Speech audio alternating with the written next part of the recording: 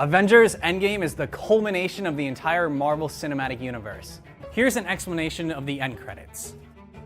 Now, before we say anything else, we have to warn you, this video contains spoilers. All previous 21 MCU films had a post-credit scene teasing what was coming next in the series. Endgame takes a very different approach. There are no visuals for the end scene. Instead, we just hear the sound of a hammer banging. But there is a deeper meaning behind it. It's a callback to Tony Stark building his first suit in 2008's Iron Man, which kicked off the entire MCU.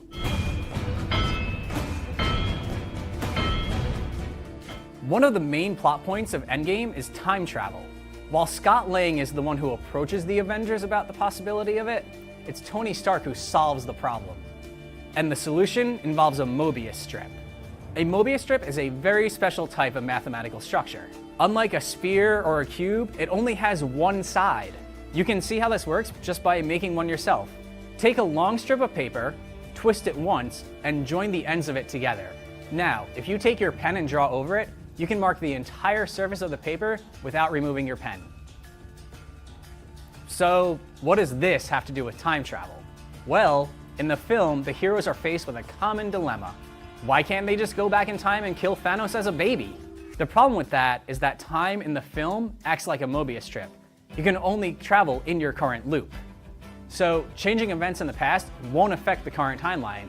It'll create an alternate timeline, which is not what the heroes want. The heroes settle on a different approach, one that will have just one outcome that they can control. Travel back in time to get the stones, and use them to reverse the effects of the snap and bring everybody back into the current time.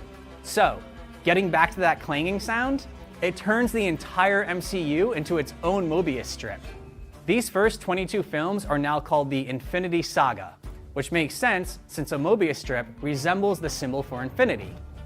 Watch all 22 movies all the way through, and you end up back where you started, with Tony Stark making his first suit of armor. Now, this isn't the very first scene that happens in the first Iron Man movie, but that first Stark suit is the kickoff for everything that comes after. So, if the events of Endgame have left you sad over the loss of some fallen heroes, just know they're not really dead. They're in the infinite loop of time. Ha ha, very funny. And since time travel now exists in the MCU, the possibility exists that some of them could return. This is the nerdiest thing I've ever done.